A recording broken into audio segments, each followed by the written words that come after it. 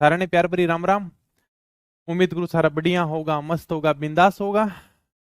तो पहले वाली क्लास में हमने राजस्थान का सामान्य परिचय शुरू किया था, जिसके अंदर हमने थोड़ी बहुत प्रारंभिक बातें पढ़ी थी। राजस्थान का नामकरण देखा था, अक्षांश और देशांतर के बारे में पढ़ा था। आज अपन राजस्थान की जो स्थिति है, विस्तार है, उसके बारे में पढ़ेंगे भाई।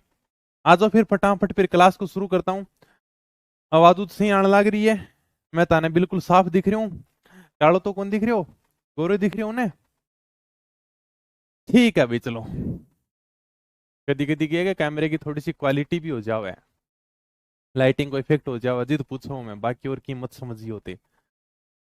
तो अभी कोई अगर कुछ पूछना है पहले वाली क्लास में तो पूछ सकते हो, फिर मैं देखो आगे चलूंगा। बाद में मैं कमेंट देखूंगा नहीं, फिर तुम्हारे यही कमेंट रहते हैं कि सर मेरे एडमिट कार्ड नहीं आए, मेरा ये नहीं आया, वो नहीं आया। चलो ठीक है, राजस्थान की स्थिति और विस्तार के बारे में चर्चा करते हैं। पिछली क्लास में मैंने तुम्हें अक्षांश और देशांतर के बारे में बता दिया था। अक्षांश मैंने तुम्हें समझाया था कि ग्लोब के ऊपर हम जो पश्चिम से पूर्व की ओर इस प्रकार से रेखाएं खींचते हैं उन्हें क्या कहते हैं? अक्षांश कहते हैं। और ग्लोब के ऊपर उत्तर से दक्षिण की ओर इस प्रकार से हम जो रेखाएं खींचते हैं उन्हें क्या कहते हैं? देशांतर कहते हैं। ऐसे भी याद कर सकते हो, वो ए याद कर लेना। और देशांतर कैसे लिखते हैं? श्रद्धा इस प्रकार से लिखते हैं। मतलब ये जो खड़ी रेखाएं हैं वो क्या कहलाती हैं? देशांतर कहलाती हैं। अब हम देखेंगे कि अपना जो राजस्थान है वो अक्षांश की दृष्टि से कितने डिग्री अक्षांश के ऊपर है, देशांतर के मामले में हमारा राजस्थान कहां पर है, ये हमें विस्तार देखना है। देखो भाई, इसी के बारे में बात करते हैं। अब देखो, उत्तरी अक्षांश तुम्हें याद करने की जरूरत नहीं है, क्योंकि हम अक्षांश वाला विस्तार देख रहे हैं। हमारा राजस्थान उत्तरी गोलार्ध में आता है, बिल्कुल सही बात है ना? इसलिए उत्तरी गोलार्ध में आता तो यहां पर भी उत्तरी आएगा और यहां पर भी उत्तरी आएगा। भी जैसे मैंने तुम्हें बताया था कि पूरी की पूरी पृथ्वी है इस प्रकार से है, फिर मैंने इसके ऊपर लिखा था 0 डिग्री यानी कि भूमध्य रेखा, और फिर यहां पर लिखा था मैंने कर्क रेखा, यानी कि ये उत्तरी अक्षांश रेखा है, और यहां पर अपना राजस्थान है वो स्थित है। यही तो बात बताई थी। मतलब आएगा तो उत्तरी अक्षांश। भाई अक्षांश के मामले में राजस्थान ऊपर आएगा, मतलब उत्तरी अक्षांश आएगा। सर कितना आएगा? जैसे यानी कि 0 डिग्री से चलना तुम स्टार्ट कर दो, ये 0 डिग्री है, 1 डिग्री, 2 डिग्री, 10 है, 15, 20, 21, 22, क्योंकि कर्क रेखा अपने राजस्थान से जाती है। तो राजस्थान अपना है वो 23 डिग्री 3 मिनट उत्तरी अक्षांश से 30 डिग्री 12 मिनट उत्तरी अक्षांश के बीच में स्थित है। ये हमें फोटो दिखाई दे रही है। तो यानी कि यहां से 23 डिग्री 3 मिनट उत्तरी अक्षांश से 30 डिग्री 12 मिनट उत्तरी अक्षांश के बीच में अपना राजस्थान है वो स्थित है। 23 है, 24 है, 25 है, 26, 27, 28, 29, 30, यानी कि यहां से अपने राजस्थान से देशांतर गुजर रही है। तो राजस्थान की स्थिति के अक्षांश के मामले में राजस्थान 23 डिग्री 3 मिनट उत्तरी अक्षांश से 30 डिग्री 12 मिनट उत्तरी अक्षांश के बीच में स्थित है। उत्तरी अक्षांश ही आएगा क्योंकि हमें उत्तरी गोलार्ध में है। अब देशांतर की बात कर लेते हैं। देशांतर के मामले में मैंने बताया था कि हम पूर्वी देशांतर में है। तो पूर्वी देशांतर के अंदर है तो राजस्थान 69 डिग्री 30 मिनट पूर्वी देशांतर से 78 डिग्री 17 मिनट पूर्वी देशांतर के बीच में स्थित है। ये देखो अपना राजस्थान है, और यहां पर इस प्रकार से देशांतर रेखाएं गुजरती हैं। ये 69 है, ये 70 है, 71 है, 72 है, 73 है, 74 है, 75 है, 76 है, 77 है, 78, 79, इस प्रकार से पूरी की पूरी देशांतर रेखाएं खींच रखी हैं। लेकिन अपना राजस्थान कहां से शुरू होता है? राजस्थान शुरू होता है अपने देशांतर के मामले में 69 डिग्री 30 मिनट से शुरू हो जाता है, यानी कि यहां से अपना राजस्थान शुरू होता है। भाई ये जो देशांतर रेखा कौन सी है? सर ये है 69 डिग्री 30 मिनट पूर्वी देशांतर। और कहां पर जाकर राजस्थान समाप्त होता है? सर 78 डिग्री 17 मिनट के ऊपर जाकर राजस्थान समाप्त हो जाता है। तो अक्षांश और देशांतर के बारे में आपको ध्यान रखना है, बहुत इंपॉर्टेंट है, कई बार एग्जाम में पूछा जाता है। ये एकदम नॉर्मल बच्चों वाला सवाल है, और यानी कि छोटे मोटे एग्जाम में आप देखते हो कि राजस्थान की अक्षांश की स्थिति क्या है, राजस्थान की देशांतरी स्थिति क्या है। तो राजस्थान 23 डिग्री 3 मिनट उत्तरी अक्षांश से 30 डिग्री 12 मिनट उत्तरी अक्षांश के बीच में है, और 69 डिग्री 30 मिनट पूर्वी देशांतर से 78 डिग्री 17 मिनट पूर्वी देशांतर के बीच में अपना राजस्थान है। अब बात करते हैं राजस्थान का मध्यवर्ती अक्षांश कौन सा है, यानी कि ऐसा अक्षांश जो राजस्थान के बीचों बीच गुजरता है। राजस्थान का मध्यवर्ती अक्षांश है सर 27 डिग्री अक्षांश, एकदम बीचों बीच जाता है। मध्यवर्ती मतलब ऐसा अक्षांश जो राजस्थान के बिल्कुल बीचों बीच गुजरता है, तो कौन सा है 27 डिग्री उत्तरी अक्षांश। और एकदम बीच से कौन सा देशांतर गुजरता है, यानी कि 74 डिग्री पूर्वी देशांतर अपने बिल्कुल राजस्थान के बीचों बीच गुजरता है। आप ये देख लो फोटो, ये आप यहां पर बिंदु देख रहे हो ना, एकदम नागौर के बीच से गुजर रहा है, यानी कि ये 74 डिग्री पूर्वी देशांतर है जो राजस्थान की बिल्कुल बीच से गुजरता है। हाँ, कॉल कर ले भाई रे, शेखावाटी को मीडिया भी फोन कर लिया ना, बता देंगे कहां तक पहुंची है और कहां तक नहीं पहुंची। फोन कर ले, ठीक है। और कुछ? हाँ ठीक है, चलो आगे। अब अपने थोड़ा सा उदाहरण है, जैसे एक बार एग्जाम में सिंपल सा क्वेश्चन पूछ लिया था कि 70 डिग्री पूर्वी देशांतर के ऊपर कौन सा जिला आता है, तो जैसलमेर है। और वैसे भी ध्यान तुम आराम से लिख लोगे, यानी कि जैसलमेर से 70 भी गुजरता है, 71 भी गुजरता है, थोड़ा सा 72 भी गुजरता है। यानी कि 69 डिग्री से हमारा यानी कि देशांतरीय विस्तार राजस्थान से शुरू होता है। 69 के बाद में कौन सा देशांतर आता है सर 70 आता है। तो ये पूछ लिया था कि 70 डिग्री पूर्वी देशांतर राजस्थान के कौन से जिले से गुजरता है, तो 70 डिग्री पूर्वी देशांतर राजस्थान के जैसलमेर जिले से गुजरता है। यह नॉर्मल सी बात बताई है, बाकी तुम्हें ज्यादा कुछ ध्यान नहीं रखना है, तुम्हें इतना बता दिया ये बहुत है, बाकी ज्यादा इसके बारे में मत गुजरना सर कौन से जिले गुजरते हैं और कौन से नहीं गुजरते, तुम इतना पढ़ लेना, ठीक है। इतना ही तुम्हें याद रखना है, इसके अलावा याद नहीं रखना है।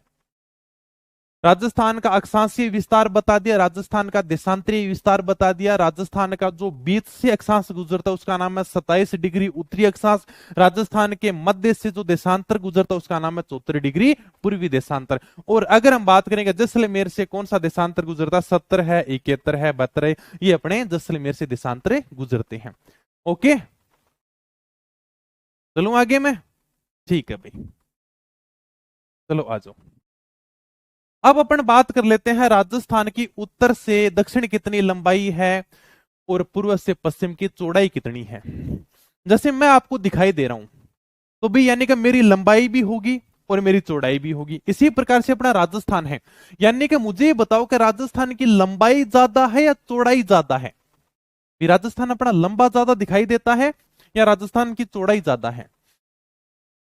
राजस्थान की चौड़ाई ज्यादा है। क्यों? क्योंकि इधर अपने जैसलमेर है, बाड़मेर है, बीकानेर है, फलोदी है, जोधपुर है, यानी कि बड़े बड़े क्षेत्रफल वाले जो जिले हैं ना वो इधर ही हैं भाई।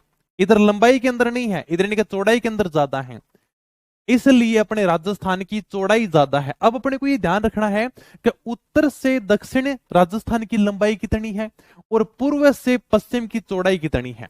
उत्तर से अगर दक्षिण की बात करें ना, अगर अपन लंबाई नापें तो उत्तर से दक्षिण की राजस्थान की लंबाई है 826 किलोमीटर, यानी कि यह आपका उत्तर रहा और यह आपका दक्षिण रहा, यह आपका पूर्व रहा और यह आपका पश्चिम रहा। तो उत्तर से दक्षिण मतलब लंबाई तो इस प्रकार से मापी जाएगी, फिर यानी कि इस प्रकार से चौड़ाई। तो भी उत्तर से दक्षिण अपनी राजस्थान की लंबाई है 826 किलोमीटर और पूर्व से पश्चिम की चौड़ाई पूछ ले तो ये 869 किलोमीटर। देखो इसमें समझाने वाली बात कोई नहीं है, ये तो अपने को याद करनी पड़ेगी। 826, 869। अब तुमसे पूछ ले कि भाई उत्तर से दक्षिण और पूर्व से पश्चिम इनके बीच में अंतर कितना लंबाई चौड़ाई के अंदर।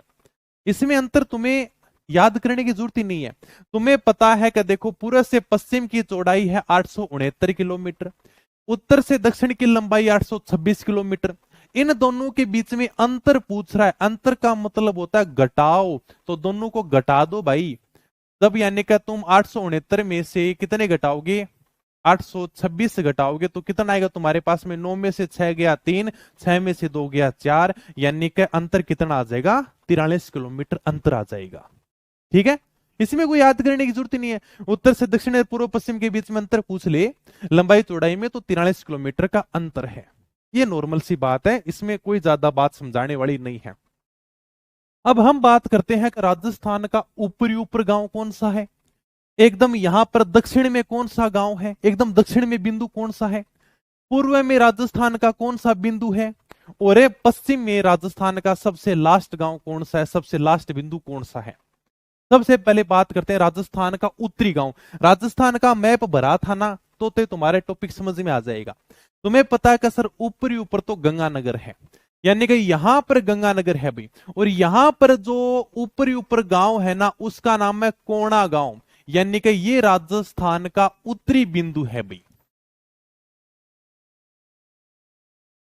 ठीक है सर, राजस्थान का उत्तरी बिंदु है जिसका नाम है कोणा गांव, जो कहां पर है, गंगानगर में है। ऊपर वाला तो वैसे याद हो जाएगा, हाँ का बिल्कुल सर कोणा गांव है। हाँ, हेल्पलाइन नंबर बंदा अभी देख लेते हैं, 1 मिनट पूछ लूंगा मैं ना, क्लास के बाद में मैं देखता हूं इस चीज को। ठीक है,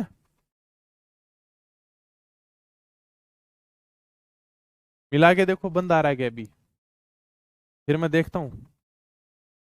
ओके, तो राजस्थान का उत्तरी गांव कौन सा है, कोणा गांव है गंगानगर में भाई। सबसे ऊपर यानी कि कोण है, सबसे ऊपर कोणा गांव गंगानगर में है, यह तो उत्तरी गांव हो गया।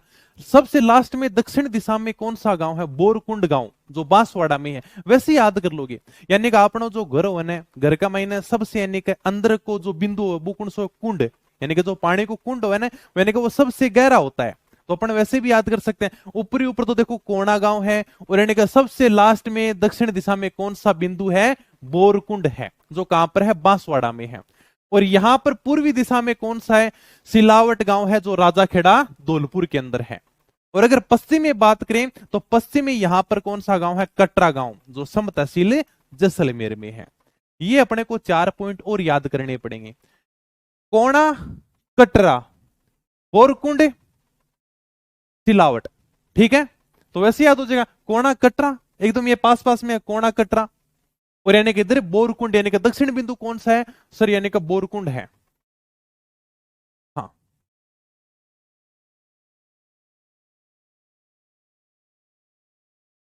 ठीक है, तो राजस्थान का सबसे उत्तरी गांव कोणा गांव है, गंगानगर में है। सबसे जो दक्षिणी गांव है उसका नाम है बोरकुंड, बांसवाड़ा में है। पूर्वी गांव है उसका नाम है सिलावट, जो राजाखेड़ा धौलपुर में है। और जो पश्चिमी गांव उसका नाम है कटरा, समझ जैसलमेर में। यानी कि इधर तो वैसे ही याद कर सकते हो, कटरा यानी कि यहां पर पाकिस्तान के साथ में अपनी अंतरराष्ट्रीय सीमा लगती है, और यहां पर कौन सा है, कटरा गांव है भाई। कटरा वाले कहते हैं पाकिस्तान को कि हमारी सीमा में प्रवेश मत कर जाना, नहीं तो तुम्हें काट देंगे क्या। ठीक है, तो ये वैसे भी याद कर लेना, कटरा, कोणा है, कटरा है, बोरकुंड है, सिलावट है, याद हो जाएंगे। ठीक है भाई, अब बात कर लेते राजस्थान का मध्यवर्ती गांव, यानी कि एकदम बीचों बीच गांव कौन सा है। देखो इस प्रकार से, बीचों बीच कैसे देखेंगे सर, ये सर, इधर से भी बीचों बीच, इधर से भी बीचों बीच, यानी कि ये पॉइंट कहां पर आकर रुका सर, ये पॉइंट तो नागौर में आकर रुका है। तो यहां पर जो राजस्थान का मध्यवर्ती गांव है, राजस्थान का जो बीचों बीच गांव है, उसका नाम है लामपोलाई गांव, जो कहां पर है, मेड़ता नागौर में है। ये नॉर्मल सी देखो गांवों की थोड़ी सी चर्चा है जो अपने को ध्यान रखना है। सबसे ऊपरी गांव कोणा गांव गंगानगर है। सबसे जो दक्षिण के अंदर बिंदु उसका नाम है बोरकुंड बांसवाड़ा। सिलावट अपने पूर्वी दिशा के अंदर है, कटरा पश्चिमी दिशा के अंदर है। ठीक है भाई, और मध्यवर्ती गांव पूछ ले तो लामपुलाई मेड़ता नागौर में है। अब बात करते हैं कि सर राजस्थान की आकृति कैसी है, हमें राजस्थान किस प्रकार से दिखाई देता है। ये तुम खुद राजस्थान का मैप देखो, तुम्हें राजस्थान कैसा दिखाई दे रहा है, ऐसा नहीं लग रहा है कि जैसे पतंग हो गया, बिल्कुल पतंग ही तो है। ये लो सर, यानी कि 2 बिंदु बनाओ, डोरी लगाओ और अपने आराम से इसको उड़ा लो भाई। राजस्थान की वास्तव में आकृति कैसी है, पतंगाकार है। इसे कहते हैं विषम कोणीय चतुर्भुज। तो राजस्थान क्या करती है, अपन पतंगाकार भी बोलते हैं और विषम कोणीय चतुर्भुज भी बोलते हैं। मैं जब भी राजस्थान का मैप बनाता हूं ना, तो मैं इसी प्रकार से बनाता हूं, सबसे इजी मैप, एकदम पतंग बनाता हूं मैं, कभी भी देख लेना। और इसके अंदर तुम आराम से 2 बिंदु लगाकर और आराम से पतंग को उड़ा सकते हो भाई। राजस्थान क्या करती इसी प्रकार से है, ये देख लो तुम्हें खुद, ये नहीं, ये लो सर, ये लो सर, पतंगाकार बन गई पतंग। तो राजस्थान की आकृति कैसी है, पतंगाकार है,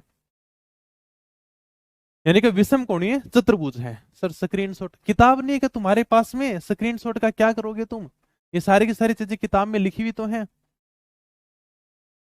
ठीक है, ओके, तो राजस्थान की आकृति विषम कोणीय चतुर्भुज है। ठीक है सर, जिसे अपन पतंगाकार भी बोलते हैं। मेरे से देखो भाई, ये पतंग वाली आकृति बनती है, मेरे से राजस्थान बनता भी नहीं है। अगर मैं मैप में बात करूँ ना, तो इतना तो मैं थोड़ा बहुत बना भी देता हूँ, यहां तक तो ठीक है। फिर यहां से मेरे से गड़बड़ हो जाती है। इसी प्रकार का बनता है। सबसे अच्छा फिर राजस्थान ये है अपने, तो ये राजस्थान बनाओ, कोई टेंशन नहीं है। पतंगाकार आकृति। राजस्थान की कुल स्थलीय सीमा कितनी है? मतलब स्थलीय सीमा का मतलब है कि ये जो हमें राजस्थान की बाउंड्री दिखाई दे रही है ना, ये बाउंड्री कितनी है? ये टोटल यानी कि बाउंड्री है 5,920 किलोमीटर। ये जो राजस्थान की बाउंड्री है, मतलब स्थल सीमा धरती वाली, क्योंकि देखो अपने पानी तो लगता नहीं है, ठीक है। तो यानी कि राजस्थान की जो स्थलीय सीमा है वो कितनी है? 5,920 किलोमीटर है, जिसके अंदर अंतरराष्ट्रीय सीमा भी लगती है। यानी कि हमारे राजस्थान की सीमा पाकिस्तान के साथ लगती है। अंतरराष्ट्रीय का मतलब होता है कि किसी देश के साथ में सीमा लगना। यानी कि राष्ट्र, जैसे भारत भी क्या है? एक राष्ट्र है, उसी प्रकार से पाकिस्तान भी एक राष्ट्र है। तो राजस्थान की किसी देश के साथ में सीमा लग रही, उसे क्या कहेंगे? अंतरराष्ट्रीय सीमा कहेंगे। वो अंतरराष्ट्रीय सीमा कितनी है? 1,070 किलोमीटर है। यानी एक तुम याद कर लेना, अगर कुल स्थलीय सीमा की बात करें तो यानी कि टोटल जो पूरी की पूरी स्थलीय सीमा है ना, यह 5,920 किलोमीटर। इसमें से 1,070 किलोमीटर है वो क्या है? अंतरराष्ट्रीय सीमा है। यहां तक अंतरराष्ट्रीय सीमा है। कितनी है? 1,070 किलोमीटर किसी देश के साथ में लग रही है। सर कौन से देश के साथ में लगती है? पाकिस्तान के साथ में अपनी अंतरराष्ट्रीय सीमा लगती है। इधर पाकिस्तान है, इधर राजस्थान है। अगर अंतरराज्य की बात करें, अंतरराज्य का मतलब है कि राजस्थान की सीमा किसी अन्य राज्य के साथ में लगती है। वो कितनी है सर? 4,850 किलोमीटर है। दोनों को जोड़ो, 4,850 और 1,070 को जोड़ोगे तो कितना आएगा? 5,920 आएगा। यानी कि 1,070 तो इतनी हो जाएगी अंतरराष्ट्रीय सीमा, और 4,850 हो जाएगी अंतरराज्यीय सीमा, जो किन किन के साथ में लगती है? इधर पंजाब के साथ लगती है, हरियाणा के साथ लगती है, यूपी के साथ लगती है, एमपी के साथ लगती है, और गुजरात के साथ में ये पूरी की पूरी अंतरराज्यीय सीमा लगती है।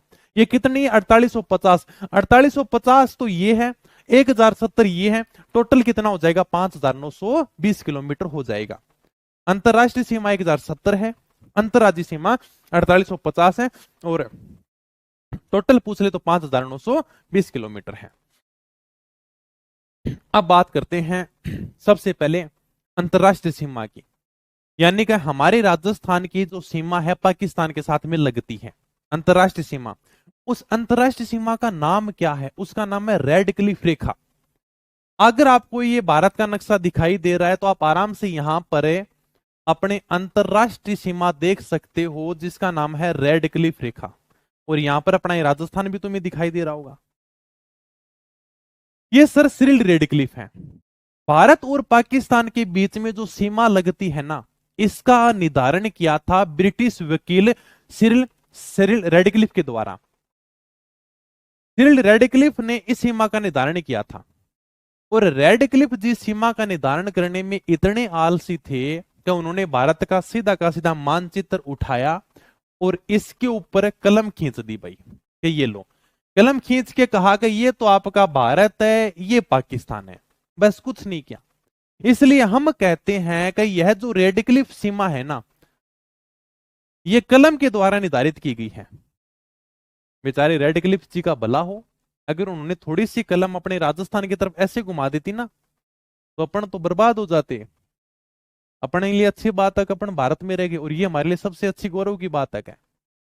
यानी कि ये कलम के द्वारा निर्धारित की गई सीमा रेखा है। तो जब रेडक्लिफ ने सीमा का निर्धारण किया था, एक मिनट, जब रेडक्लिफ ने सीमा का निर्धारण किया था तो यहां पर भी पाकिस्तान था और यहां पर भी पाकिस्तान था, जिसे हम बोलते थे पूर्वी पाकिस्तान, जिसे वर्तमान में क्या कहते हैं? बांग्लादेश बोलते हैं। 1971 का युद्ध हुआ था, इंदिरा गांधी ने पूर्वी पाकिस्तान को आजाद करा दिया था और एक नया देश बना दिया था, जिसका नाम है बांग्लादेश रखा गया था। अब यानी कि जो रेडक्लिफ सीमा रेखा इधर ही है बस, ठीक है। रेडक्लिफ रेखा भारत के 3 राज्यों और 2 केंद्र शासित प्रदेशों से गुजरती है, तो पाकिस्तान के साथ में सीमा बनाते हैं। यानी कि जम्मू कश्मीर, जम्मू कश्मीर के बाद में लद्दाख, लद्दाख के बाद में पंजाब, राजस्थान, गुजरात, यानी कि टोटल अगर रेड क्लिफ सीमा की बात करें तो इसकी कुल लंबाई है 3323 किलोमीटर, यानी कि 3323 किलोमीटर। लेकिन अपने को केवल राजस्थान में लंबाई ध्यान रखनी है, अपने को भारत के बारे में ध्यान नहीं रखना। राजस्थान में इस रेड क्लिफ रेखा की लंबाई है 1070 किलोमीटर, यानी कि अंतरराष्ट्रीय सीमा की लंबाई कितनी है? 1070 किलोमीटर। तो ये है भाई रेड क्लिफ सीमा रेखा। ठीक है, देखो रेड क्लिफ रेखा भारत और पाकिस्तान के बीच में अंतरराष्ट्रीय सीमा रेखा क्या कहलाती है? रेड क्लिफ रेखा कहलाती है। दोनों के बीच में जो बॉर्डर है ना, उसका नाम रखा गया है रेड क्लिफ रेखा। ठीक है, भारत पाक विभाजन के समय इसका निर्धारण सर सिरिल रेडक्लिफ के द्वारा किया गया था। जब भारत पाकिस्तान का विभाजन हुआ तो वकील को बुलाया गया और कहा कि आप यानी कि सीमा का निर्धारण करो। किसको बुलाया गया? यानी कि रेडक्लिफ जी को बुलाया गया और इन्होंने सीमा का निर्धारण किया। किस प्रकार से किया? कभी विश्व की एकमात्र अंतरराष्ट्रीय सीमा रेखा है जिसका निर्धारण मानचित्र के ऊपर कलम से किया गया है। यानी कि रेडक्लिफ जी आए, भारत का नक्शा उठाया और बोले ये लो भाई, इधर भारत हो गया, इधर पाकिस्तान हो गया। तो विश्व की एकमात्र ऐसी सीमा रेखा है ये जिसका निर्धारण मानचित्र के ऊपर कलम से किया गया है। और अपन ये कहते हैं कि ये अध्यारोपित सीमा रेखा है। अध्यारोपित का मतलब है कि हमारे ऊपर बिना सहमति के थोप दी गई। अंग्रेजों ने हमसे पूछा ही नहीं और हमारे ऊपर तो थोप दी कि ये इधर पाकिस्तान है, ये भारत है क्या। इसलिए हम कहते हैं कि यह अध्यारोपित सीमा रेखा है। ये एग्जाम में पूछा गया सवाल है, अध्यारोपित सीमा रेखा है। अगर राजस्थान की बात करें तो राजस्थान में अंतरराष्ट्रीय सीमा रेखा की लंबाई है 1070 किलोमीटर। राजस्थान में बात करें ना तो राजस्थान में अंतरराष्ट्रीय सीमा रेखा है ना, वो कितनी है? 1070 किलोमीटर है। तो हिंदू मलकोट गंगानगर से शुरू होती है और बाखासरे शाहगढ़ बाड़मेर तक जाती है भाई। यानी कि यहां तक अपनी क्या है? अंतरराष्ट्रीय सीमा रेखा है। यहां पर पूरे का पूरा आपको पाकिस्तान देखने को मिलेगा भाई। ठीक है, तो यह एक अध्यारोपित सीमा रेखा है, बिना सहमति के ऊपर हमारे ऊपर थोप दी गई है। राजस्थान में अंतरराष्ट्रीय सीमा रेखा 1070 किलोमीटर है। हिंदुमल कोट गंगानगर से लेकर ये बाखासरे शाहगढ़ बाड़मेर तक जाती है। ओके सर, शुरू कर लोगे यहां से, तो नॉर्मल सा पॉइंट है। यानी कि राजस्थान में अंतरराष्ट्रीय सीमा रेखा शुरू कहां से होती है? हिंदुमल कोट गंगानगर से लेकर बाखासरे शाहगढ़ बाड़मेर तक, यहां से शुरू होती है। ये कौन सा पॉइंट है? हिंदुमल कोट गंगानगर के अंदर। और समाप्त कहां पर होती है? बाखासर, यानी कि बाड़मेर में जाकर समाप्त हो जाती है। तो इतनी पूरी की पूरी ये राजस्थान की पाकिस्तान के साथ में अंतरराष्ट्रीय सीमा लगती है। ठीक है, ओके। अब बात करते हैं कि अंतरराष्ट्रीय सीमा के ऊपर राजस्थान के कौन कौन से जिले हैं। हाँ करेंगे भाई, रे कल्चर की करेंगे। ठीक है, हाँ अब अंतरराष्ट्रीय सीमा के ऊपर राजस्थान के कौन कौन से जिले आते हैं इसके बारे में थोड़ी सी बात कर लेते हैं। ये किताब में इस प्रकार से मैंने डायग्राम दे भी रखा है। ये देखो, मैंने इधर यानी का पाकिस्तान बना दिया, इधर यानी कि अंतरराष्ट्रीय सीमा के ऊपर राजस्थान के कौन कौन से जिले हैं उनको मैंने बता दिया। और इधर देखो, अपने भारतीय सेना के एक सिपाही को भी खड़ा कर दिया ताकि तुम्हें पता चले कि ये क्या है? अंतरराष्ट्रीय सीमा रेखा है। इधर भारत के फौजी हैं, उधर यानी का पाकिस्तान है। कौन कौन से जिले लगते हैं सर? गंगानगर है, गंगानगर के बाद में बीकानेर है, बीकानेर के बाद में फलोदी है, फलोदी के बाद में जैसलमेर है, जैसलमेर के बाद में बाड़मेर है। सर किसके साथ में कितनी सीमा लगती है अभी अपने पास में इसका आंकड़ा नहीं है। जब से यानी का नया जिला बना है ना, तब से अपने पास में इसका कोई प्रमाणिक आंकड़ा नहीं आया है। और जब आएगा मैं टेलीग्राम पर डाल दूंगा, तब आप किताब में ऐड कर लेना। अभी केवल अपने को यही ध्यान रखना है कि अंतरराष्ट्रीय सीमा रेखा के ऊपर राजस्थान के 5 जिले आते हैं। सबसे पहले गंगानगर है, गंगानगर के बाद में देखो बीकानेर है। सबसे ऊपर ही ऊपर गंगानगर शुरू हो जाएगा। गंगानगर के बाद में बीकानेर पाकिस्तान के साथ में सीमा बनाता है, फिर फलोदी भी पाकिस्तान के साथ में सीमा बनाता है, तो कंफ्यूज मत होना। इसके बाद में जैसलमेर भी है और इसके बाद में बाड़मेर भी है। यानी कि ये राजस्थान के 5 जिले हैं जो पाकिस्तान के साथ में सीमा बनाते हैं। और राजस्थान के 2 जिले ऐसे हैं जो अंतरराष्ट्रीय और अंतरराज्यीय दोनों सीमा बनाते हैं। सर मतलब यानी कि गंगानगर और बाड़मेर राजस्थान के 2 ऐसे जिले हैं जो किसी देश के साथ में भी सीमा बनाते हैं और किसी राज्य के साथ में भी सीमा बनाते हैं। यानी गंगानगर है ना, गंगानगर पंजाब के साथ में भी सीमा बनाता है। पंजाब क्या है सर? पंजाब राज्य है। और अंतरराष्ट्रीय मतलब किसी देश के साथ में भी सीमा बनाता है। तो गंगानगर पंजाब के साथ में भी सीमा बनाता है और पाकिस्तान के साथ में भी सीमा बनाता है। फिर बाड़मेर, बाड़मेर है वो अपने पाकिस्तान के साथ में भी सीमा बनाता है और इधर यानी कि गुजरात के साथ में भी सीमा बनाता है। तो राजस्थान के दो ऐसे जिले हैं जो अंतरराष्ट्रीय और अंतरराज्यीय दोनों सीमा बनाते हैं। केवल अंतरराष्ट्रीय सीमा के ऊपर कितने जिले हो जाएंगे? अब अगर हमसे पूछे कि देखो 5 ऐसे जिले हैं जो अंतरराष्ट्रीय सीमा बनाते हैं, जिसमें 2 जिले ऐसे हैं जो अंतरराष्ट्रीय और अंतरराज्यीय दोनों सीमा बनाते हैं, तो 3 जिले ऐसे बचते हैं जो केवल अंतरराष्ट्रीय सीमा बनाते हैं। कौन कौन से हैं? बीकानेर, फलोदी, जैसलमेर। ये 3 जिले ऐसे हैं जो केवल और केवल अंतरराष्ट्रीय सीमा बनाते हैं, मतलब वो अंतरराज्यीय सीमा नहीं बनाते। बताओ। तो इसी के साथ में आपका जो अंतरराष्ट्रीय सीमा वाला था ना वो पूरा कंप्लीट हो गया। अब हम बात करेंगे अंतरराज्यीय सीमा की। अब यानी इसकी बात करेंगे भाई अंतरराज्यीय सीमा की, किसी अन्य राज्य के साथ में हमारी जो सीमा लगती है उसके बारे में बात करेंगे।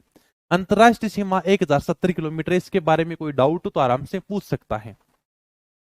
ठीक है, किसी को कुछ पूछना है तो आराम से क्लास के बारे में पूछ लो, बाकी और कोई समस्या हो तो आराम से बता देना बाद में।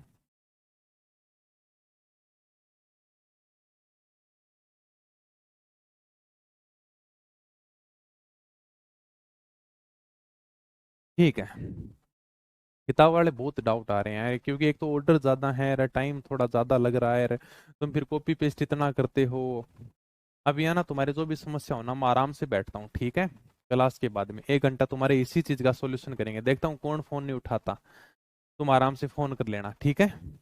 अभी तो रुक जाओ, फिर चेक करके बता देंगे, थोड़े मैसेज ज्यादा है, थोड़ा सा इंतजार कर लो।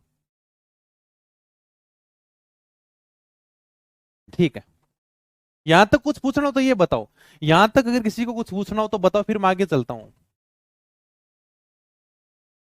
ठीक है, कुछ नहीं पूछना, ठीक है, तुम्हारी अलग ही बातें हैं, पता नहीं कोई वन वृक्ष की बात कर रहा है, कोई अलग ही बात कर रहा है। क्लास से संबंधित केवल क्लासों की बातें किया करो। मैं तो इस प्रकार से पढ़ाता हूँ, कभी तुम मेरे सामने सारे के सारे बैठे हो और फिर तुम खड़े होकर पूछते हो कि सर मेरा एडमिट कार्ड कब आएगा, सर वो भर्ती कब आएगी। क्या तुमने कभी क्लास में इस प्रकार के सवाल किए हैं? अरे हाँ, ठीक है, चलो, किसी को कुछ नहीं पूछना, आ जाओ। अंतरराष्ट्रीय सीमा हमने पूरी पढ़ ली है, अब हम बात करते हैं अंतरराज्यीय सीमा। यानी कि ये जो देखो इतनी तो अंतरराष्ट्रीय सीमा होगी सारी की सारी, यानी ये जो सीमा है ना ये तो लगी पाकिस्तान के साथ में, ये तो चलेगी अंतरराष्ट्रीय, हमने पढ़ ली है कि अंतरराष्ट्रीय सीमा के ऊपर राजस्थान के कौन कौन से जिले हैं। अब बात करते हैं अंतरराज्यीय सीमा की, यानी कि राजस्थान की जो सीमा है दूसरे राज्यों के साथ में लगती है उसे क्या कहते हैं? अंतरराज्यीय सीमा कहते हैं। सर किस किस के साथ में लगती है? पंजाब के साथ में लगती है, हरियाणा के साथ में लगती है, यूपी, एमपी, गुजरात। यानी कि राजस्थान के साथ में 5 राज्य सीमा बनाते हैं। पंजाब कितनी बनाता है? सर 89 किलोमीटर पंजाब के साथ में सीमा लगती है। हरियाणा के साथ में 1262 किलोमीटर लगती है। उत्तर प्रदेश के साथ में 877 किलोमीटर लगती है। मध्य प्रदेश के साथ में 1600 किलोमीटर की सीमा लगती है और गुजरात के साथ में 1022 किलोमीटर की सीमा लगती है। पंजाब 89 किलोमीटर है, हरियाणा 1262 है, उत्तर प्रदेश 877 है, एमपी 1600 है, गुजरात 1022 है। यानी कि ये 5 ऐसे राज्य हैं जो राजस्थान के साथ में इतनी सीमा बनाते हैं। ठीक है, नॉर्मल सी बात है। किस किस के साथ में कितनी सीमा लगती है बाद में मैंने लिख भी रखा है, और ये सीधी सीधी तुम्हारे सामने किताब की फोटो है, तो इनका थोड़ा सा आंकड़ा जरूर ध्यान रख लेना भाई। पाकिस्तान के जो जिले राजस्थान से सीमा बनाते हैं अपने को नहीं याद करने हैं, ठीक है, नहीं पूछे जाते हैं, नहीं याद करने अपने को। और बाकी कंफ्यूज होना है तो कंफ्यूज होते रहो, चाहे आराम से देख लेना, लेकिन मैं नहीं पढ़ाऊंगा भाई। ये बावलपुर है रे, खैरपुर है रे, मीरपुर है रे, ऐसे लिखाते थे कोचिंगों में, कोई मतलब नहीं है, इनकी टेंशन मत लो तुम, नहीं याद करने तुमको, मैं जो पढ़ा रहा हूँ केवल इतना याद करना। हमें क्या मतलब पाकिस्तान के साथ में कौन से, हमें क्या मतलब पाकिस्तान से, छोड़ो पाकिस्तान को, पाकिस्तान के जिले हम क्यों याद करें, हमारा खूब है, हमारे कम थोड़ी 41 जिले हमारे, अपने खुद के याद करेंगे ना, हमें क्या मतलब पाकिस्तान के साथ में, छोड़ो, नहीं याद करनी है। ये बावलपुर, खैरपुर, मीरपुर मुझे पता है, ये सब पढ़ाते हैं, अपने को नहीं मतलब इनसे, ठीक है। तो पंजाब के साथ में 89 है, हरियाणा 1262 लगती है, यूपी, एमपी, गुजरात, यानी कि राजस्थान के साथ में 5 राज्य सीमा बनाते हैं। ठीक है, ओके भाई। पड़ोसी राज्यों के ऊपर राजस्थान के कौन कौन से जिले हैं, अगर बस ये तुमने देख लिया ना, ये समझो कि आज की क्लास पूरी हो गई। और मैंने इसीलिए कहा था कि मैप भरो मैप भरो मैप भरो। अब इनके तुम ना तो ट्रिक बना सकते ना ही तुम रट्टा लगा सकते। अब आराम से मैंने सारा का सारा ये जो मैप है वो किताब में दे भी रखा है, तुम्हें अलग से लिखने की कोई जरूरत भी नहीं है। देखो पंजाब के साथ में कौन कौन से जिले सीमा बनाते हैं, सबसे पहले ऊपर मैंने लिख रखा गंगानगर हनुमानगढ़। यानी कि गंगानगर और हनुमानगढ़ हैं, दोनों के दोनों पंजाब के साथ में सीमा बनाते हैं। पंजाब के साथ में दो जिले लग रहे हैं, दिख रहे हैं आपको, गंगानगर और हनुमानगढ़। इसके बाद में हरियाणा के साथ में 8 जिले लग रहे हैं, बिल्कुल भी याद नहीं करना, हनुमानगढ़ से शुरू हो जाओ। हनुमानगढ़ है, हनुमानगढ़ के बाद में चूरू है, झुंझुनू है, सीकर है, कोटपुतली बहरोड है, खैरतल तिजारा है, अलवर है, डीग है। कितने जिले हो गए सर? 8 जिले हो गए। 8 जिले सीमा बनाएंगे हरियाणा के साथ में। उत्तर प्रदेश के साथ में 3 जिले सीमा बनाएंगे, डीग है, भरतपुर है, धौलपुर है। ये 3 जिले उत्तर प्रदेश के साथ में सीमा बनाते हैं। फिर आता है मध्य प्रदेश, मध्य प्रदेश के साथ में 10 जिले सीमा बनाएंगे भाई। मैप ध्यान में ना तो याद करने की जरूरत नहीं है। धौलपुर से शुरू, तो धौलपुर है, करौली, सवाई माधोपुर, कोटा, बारां, झालावाड़। कोटा दोबारा से आ गया, चित्तौड़गढ़, भीलवाड़ा, प्रतापगढ़, बांसवाड़ा। यानी कि ये 10 जिले मध्य प्रदेश के साथ में सीमा बनाते हैं, जिसमें झालावाड़ सबसे ज्यादा सीमा बनाएगा 520 किलोमीटर, और भीलवाड़ा सबसे कम बनाएगा 16 किलोमीटर। ठीक है, और झालावाड़ सबसे ज्यादा सीमा बनाता है। इसके बाद में अंतिम जो अपना बचता है वो गुजरात है। गुजरात के साथ में 6 जिले सीमा बनाते हैं, देख लो। बांसवाड़ा है, बांसवाड़ा से शुरू हो जाओ। बांसवाड़ा है, डूंगरपुर है, उदयपुर है, सिरोही है, जालोर है, बाड़मेर है।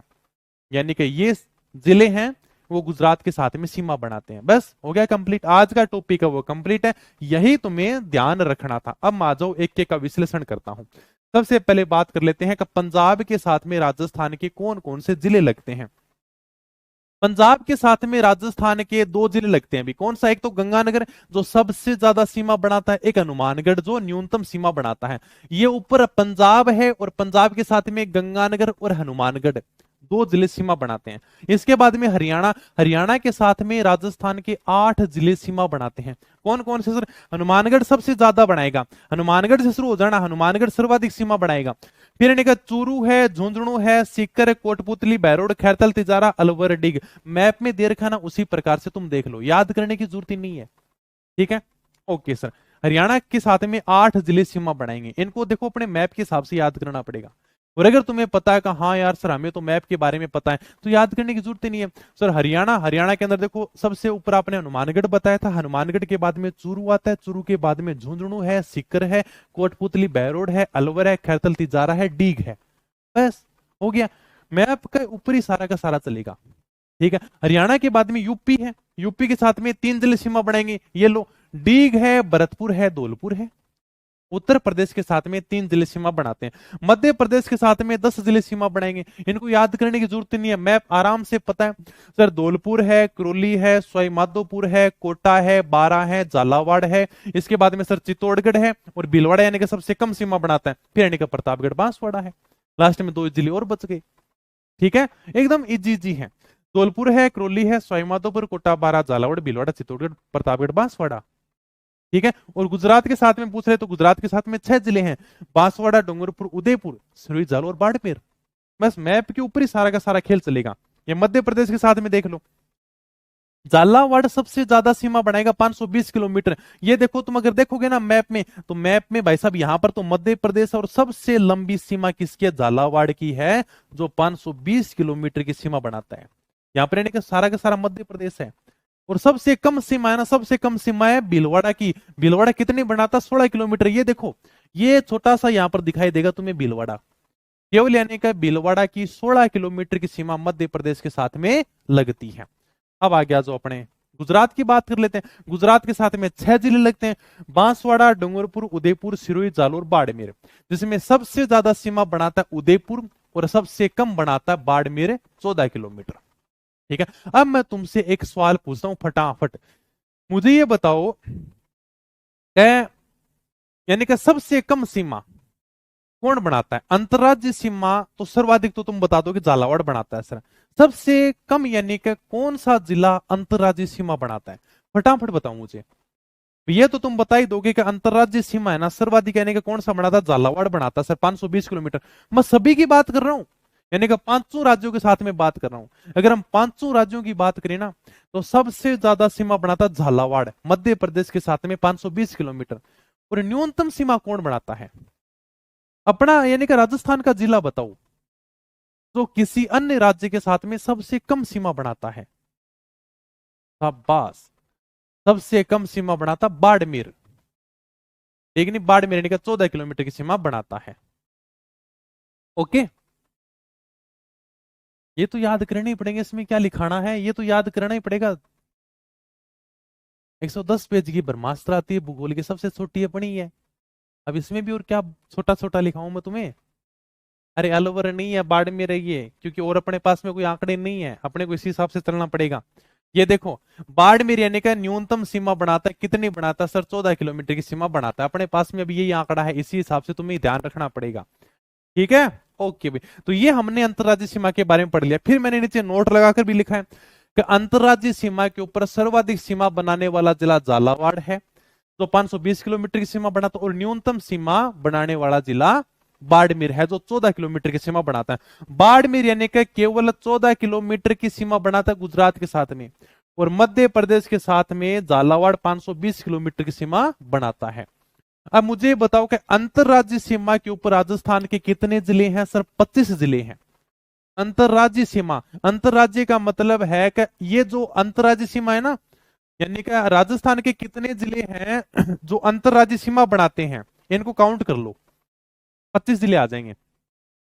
गंगानगर हनुमानगढ़ से लेकर बाड़मेर तक काउंट कर लो, तुम्हारे सामने सारी की सारी गिनती आ जाएगी 25। यानी कि राजस्थान के 25 ऐसे जिले हैं जो अंतरराज्यीय सीमा बनाते हैं, किसी राज्य के साथ में सीमा बनाते हैं।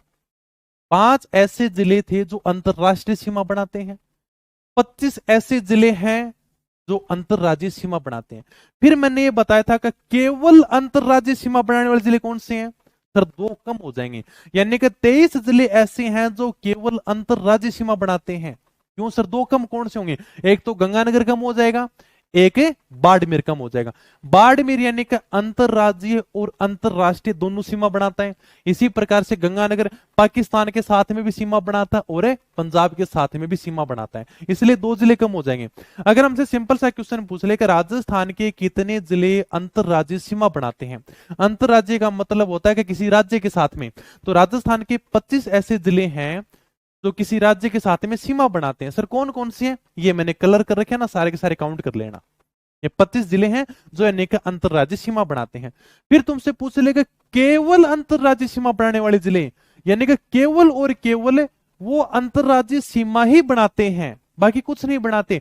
तो केवल अंतरराज्यीय सीमा बनाने वाले जिले पूछे तो 23 हैं। सर 2 कम हो जाएंगे, 2 कम कौन से होंगे? एक तो कम हो जाएगा बाड़मेर, एक कम हो जाएगा गंगानगर। गंगानगर पाकिस्तान के साथ में सीमा बनाता है, इसलिए वो अंतरराष्ट्रीय सीमा भी बनाएगा, वो केवल में नहीं आएगा। इसी प्रकार से बाड़मेर भी है, यानी गंगानगर और बाड़मेर अंतरराष्ट्रीय और अंतरराज्यीय दोनों सीमा बनाते हैं। तो यहां पर हमने 2 को क्या कर दिया? कम कर दिया, ठीक है।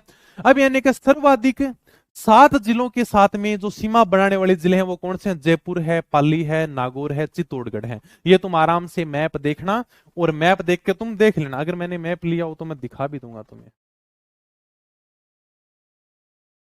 ठीक है। तो इसके अंदर देख लो चाहिए, यानी कि जयपुर यानी कि 7 राज्यों के साथ में सीमा बनाएगा, यानी जयपुर है, पाली है, नागौर है, चित्तौड़गढ़ है। ये जिले ऐसे हैं जो यानी कि 7 जिलों के साथ में सीमा बनाते हैं। तो सर्वाधिक 7 जिलों के साथ में सीमा बनाने वाले जिले कौन से हैं? जयपुर, पाली, नागौर, चित्तौड़गढ़, ठीक है। तुम्हारे सामने मैप बड़ा सारा, आराम से काउंट करके देखना, जैसे किसी का भी काउंट कर लो, चित्तौड़गढ़ का काउंट कर लो। इधर देखो प्रतापगढ़ लग जाएगा, इधर यानी कि सलूम्बर लग जाएगा, उदयपुर लग जाएगा, राजसमंद लग जाएगा, भीलवाड़ा लग जाएगा, बूंदी लग जाएगा, कोटा लग जाएगा, ठीक है। यानी कि 7 जिले लग गए, 1 2 3 4 5 6 7, 7 जिले लगे, यानी कि 7 जिलों के साथ में सीमा बनाते हैं, ठीक है। तो यानी कि सर्वाधिक 7 जिलों के साथ में सीमा बनाने वाले जिले कौन से हैं? जयपुर 7 जिलों के साथ में सीमा बनाएगा, पाली है, नागौर है, चित्तौड़गढ़ है। किस किस के साथ में सीमा बनाते हैं वो अपने को याद नहीं रखना। हालांकि मुझे नहीं लगता कि यहाँ से क्वेश्चन पूछ लेगा कि सर्वाधिक 7 जिलों के साथ में सीमा बनाने वाले जिले कौन से हैं, लेकिन फिर भी थोड़ा सा ध्यान होना चाहिए। जैसे पहले यानी कि सर्वाधिक पाली नागौर बनाते थे, अभी जयपुर है, पाली है, नागौर है, चित्तौड़गढ़ है, चारों के चारों जिले ऐसे हैं जो 7 जिलों के साथ में सीमा बनाते हैं। तुम आराम से चीन के बारे में काउंट कर करके देख लेना, ठीक है। मैप तुम्हारे सामने दरी रखा है, किताब में मैप है, उसमें आराम से काउंट करके देख लेना कि कौन कौन के साथ में सीमा बनाते हैं। इसलिए मैं कह रहा था कि आराम से मैप बनना सीखो, मैप बनना सीखो, मैं आराम से खुद ही पता चल जाएगा। बाकी इसका इतना मत याद करना कि किसके साथ में सीमा बनाता है, सर भीलवाड़ा लगता है कि नहीं चित्तौड़गढ़ के, या उदयपुर लगता है कि नहीं लगता है, ऐसी बातें नहीं याद करनी। केवल तुम्हें जितना लिखाया है उतना याद करना कि ये राजस्थान के 4 जिले ऐसे हैं जो अन्य जिलों के साथ में सर्वाधिक सीमा बनाते हैं, मतलब ये 7 जिलों के साथ में सीमा बनाते हैं। जयपुर है वो अपनी सीमा 7 जिलों को टच करता है, पाली भी अपनी सीमा 7 जिलों को टच करता है, नागौर भी अपनी सीमा 7 जिलों को टच करता है, और चित्तौड़गढ़ भी अपनी सीमा 7 जिलों को स्पर्श करता है, ठीक है। ओके भाई, फिर मैंने लिखा कि राजस्थान के सबसे निकट बंदरगाह कौन सा है, कांडला बंदरगाह, जिसे वर्तमान में दीनदयाल पोर्ट बंदरगाह भी कहते हैं। यानी कि कांडला बंदरगाह का वर्तमान में नाम क्या कर दिया है, दीनदयाल पोर्ट कर दिया है, जो अरब सागर में है। सर ये बंदरगाह क्या होते हैं, यानी कि बंदरगाह पानी में ऐसी जगह होती है जहां पर जहाजों को रोका जाता है, कोई सामान है वो जहाज में चढ़ाया जाता है, उतारा जाता है। लोगों को अगर जहाज में चढ़ाना हो तो बंदरगाह से ही चढ़ाया जाता है। तो इस प्रकार का आपको फोटो दिख रहा होगा, ये देख लो दीनदयाल पोर्ट बंदरगाह, ठीक है, जिसका पहले नाम क्या था, कांडला बंदरगाह, जो कहां पर है, गुजरात में, अरब सागर के अंदर है, ठीक है। या फोटो देख सकते हो। तो बंदरगाह पानी में इस प्रकार की जगह होती है, मान लो कोई सामान है जहाज में चढ़ाना हो, उतारना हो, तो सब यानी का काम बंदरगाह पर किए जाते हैं। एक बार एग्जाम में क्वेश्चन आया था कि राजस्थान के सबसे निकट बंदरगाह कौन सा है, कांडला बंदरगाह, जिसका वर्तमान में नाम क्या कर दिया, दीनदयाल पोर्ट कर दिया। कहां पर है सर, अरब सागर में है। सर अरब सागर क्या है, बंगाल की खाड़ी क्या है, ये मैं सारा तुम्हें समझा दूंगा, इसकी टेंशन मत लेना। जब हम मानसून पढ़ेंगे, नदियां पढ़ेंगे ना तो सारी की सारी चीजें इसी के ऊपर चलेंगे। अरब सागर क्या है, बंगाल की खाड़ी क्या है, मैं तुम्हें इस प्रकार से समझाऊंगा ताकि तुम्हें लगेगा यार कि सर ने तुम्हें अरब सागर के बीच में लाकर खड़ा कर दिया क्या, ठीक है। ओके, नॉर्मल सी बातें होगी यहां तक। बंदरगाह समझ गए ना, बंदरगाह क्या होता है। हाँ सर, ये आप फोटो भी देख सकते हो बंदरगाह की। अब थोड़ी सी राजस्थान के क्षेत्रफल की बातें कर लेते हैं। राजस्थान का क्षेत्रफल कितना भी, 3,42,239 वर्ग किलोमीटर, ये तो याद करना पड़ेगा। अगर वर्ग मील में पूछ ले तो 1,32,140। राजस्थान का क्षेत्रफल कितना है, यानी कि क्षेत्रफल पूछे तो 3,42,239 वर्ग किलोमीटर में हमारा राजस्थान फैला हुआ है। अगर वर्ग मील में पूछ ले तो 1,32,140 वर्ग मील है। हालांकि वर्ग मील में नए के बराबर पूछा जाता है, और ये तो भाई साहब बार बार में पूछा जाता है। राजस्थान का क्षेत्रफल कितना है, 3,42,239 वर्ग किलोमीटर है, और यानी कि वर्ग मील में पूछ ले तो 1,32,140 है। हम भारत के क्षेत्रफल का कितना परसेंट रखते हैं, हम भारत के क्षेत्रफल का 10.41% रखते हैं। यानी कि भारत में जितना क्षेत्रफल है उसका 1/10 भाग राजस्थान के पास है, 10वां हिस्सा राजस्थान के पास है। इसलिए क्षेत्रफल के मामले में हम नंबर 1 है। क्षेत्रफल के मामले में राजस्थान देश का सबसे बड़ा राज्य है, क्योंकि देखो लोग भारत में जितने राज्य ना उसके अंदर 10% तो हिस्सा अकेले राजस्थान का है। तो क्षेत्रफल की दृष्टि से राजस्थान का स्थान पहला है। तो क्या सर हम हमेशा पहले से है, नहीं, हम हमेशा से नंबर 1 नहीं है। 1 नवंबर 2000 को मध्य प्रदेश से छत्तीसगढ़ को अलग किया जाता है, उसमें अटल बिहारी वाजपेयी जी की सरकार थी। और जब यानी कि मध्य प्रदेश से छत्तीसगढ़ अलग हो जाता है ना, उसके बाद में राजस्थान क्षेत्रफल के मामले में देश का 1 नंबर राज्य बन जाता है, पहला राज्य। 2000 से पहले पहले क्षेत्रफल के मामले में सबसे बड़ा राज्य था मध्य प्रदेश। लेकिन उसके बाद में क्या किया कि 1 नवंबर 2000 को मध्य प्रदेश से छत्तीसगढ़ को अलग कर दिया गया, 2 राज्य बना दिए गए। और जैसे ही मध्य प्रदेश से छत्तीसगढ़ अलग हुआ, अपना नंबर आ गया। तो क्षेत्रफल के मामले में राजस्थान का स्थान पहला है। फिर मैंने लिखा है 1 नवंबर 2000 को जब छत्तीसगढ़ बना था, उसके बाद में हम नंबर 1 आ गए।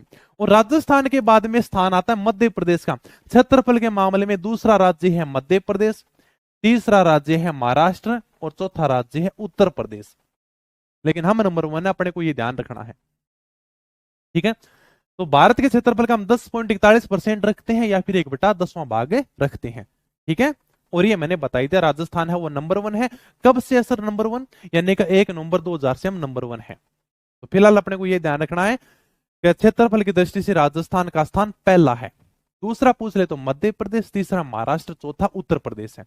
ठीक है, अब मैं बात कर लेता हूं कि राजस्थान के क्षेत्रफल के लगभग बराबर क्षेत्रफल वाले देश कौन से हैं। यानी कि कुछ ऐसे देश हैं जिनका क्षेत्रफल राजस्थान के बराबर ही है।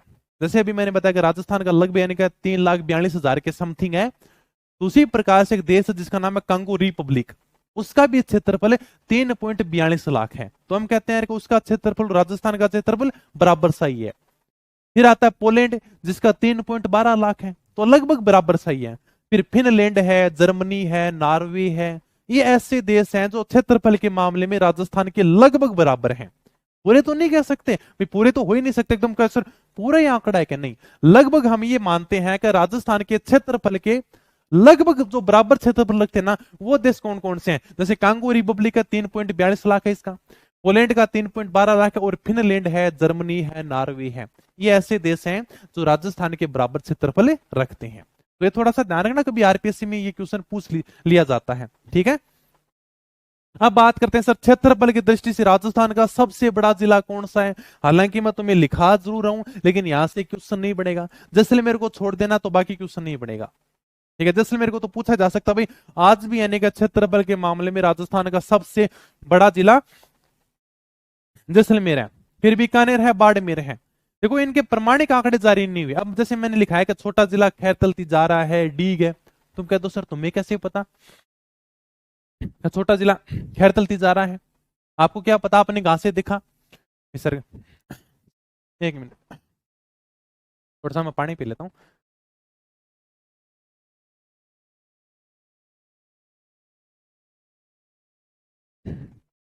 गला सूख जाता है ज्यादा बोलते बोलते। हाँ, तुम कह दो कि सर आपको कैसे पता खैरतल तिजारा है, आप कहां से आंकड़ा लेकर आए? केवल अनुमान के आधार पर है, सरकार ने अपनी तरफ से कोई भी आंकड़े जारी नहीं किए, इसलिए मैंने जगह खाली छोड़ रखी है। तो जब भी यानी कि सरकार आंकड़ा जारी करेगी राजस्थान में क्षेत्रफल के मामले में सबसे छोटे जिले ये हैं, तो तुम लिख लेना। और सबसे बड़ा देखो जैसलमेर, तो अपने को ध्यान रखना ही रखना है, ये भी पुराना आंकड़ा है अपने पास में, नया आंकड़ा नहीं है, इसलिए मैंने नीचे नोट लगाकर लिखा है प्रमाणिक आंकड़े जारी नहीं हुए हैं। सरकार की तरफ से अभी तक कोई भी आंकड़े जारी नहीं किए गए हैं। 41 जिले बनने के बाद में राजस्थान का सबसे बड़ा जिला ये है, सबसे छोटा जिला ये है। तो ये तो हम जैसे अध्यापक हैं जो कोचिंगों में पढ़ाते हैं उनकी तरफ से ये जिले बनाए गए हैं, बाकी सरकार की तरफ से कोई भी आंकड़ा नहीं है, इसलिए यहां से नए के बराबर सवाल पूछा जाएगा। पूछेगा तो इतना पूछ सकता है कि राजस्थान का क्षेत्रफल के मामले में सबसे बड़ा जिला कौन सा है। तो आपको जैसलमेर बीकानेर तो थोड़ा सा ध्यान रखना ही रखना है, बाड़मेर से तो बालोतरा अलग हो गया है। ठीक है, हाँ, तो ये है भाई, तो आज अपना जो स्थिति विस्तार था इसको अपने ने कंप्लीट कर लिया। और यहां पर आप इतना ज्यादा गौर मत करना कि छोटे जिले कौन से हैं, क्योंकि ये भी देखो मेरे अनुमान के आधार पर ही है। खैरतल तिजारा डिग, मेरे पास में कोई क्षेत्रफल का आंकड़ा नहीं है।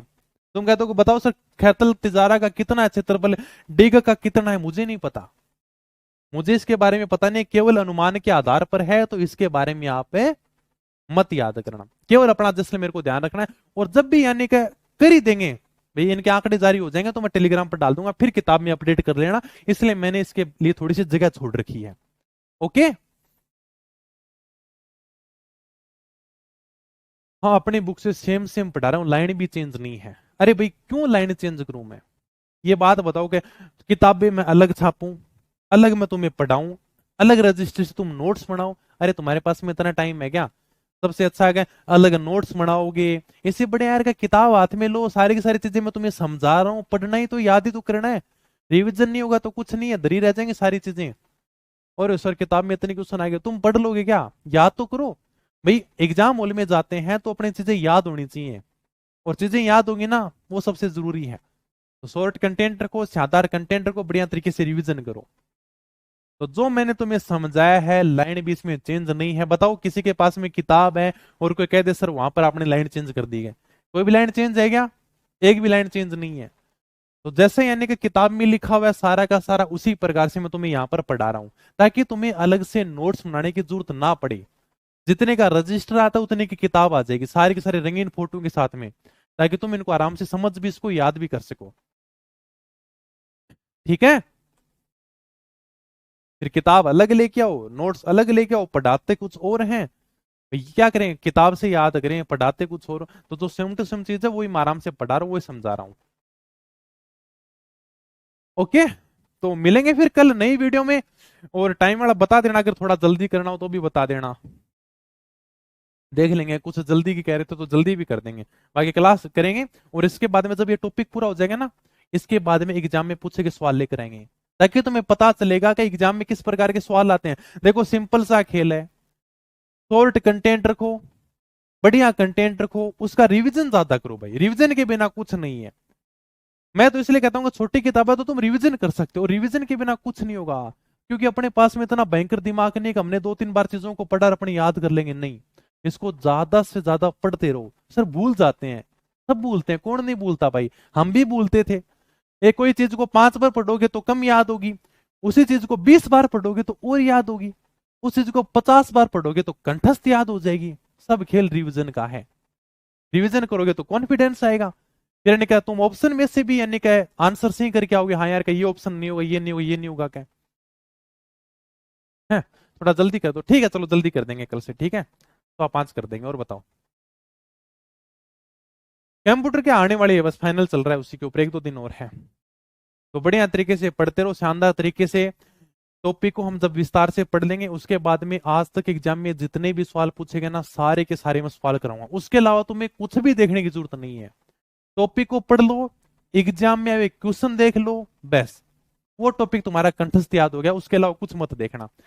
चलो फिर मिलेंगे नई वीडियो में, तब तक धन्यवाद, थैंक यू, जय हिंद, जय भारत।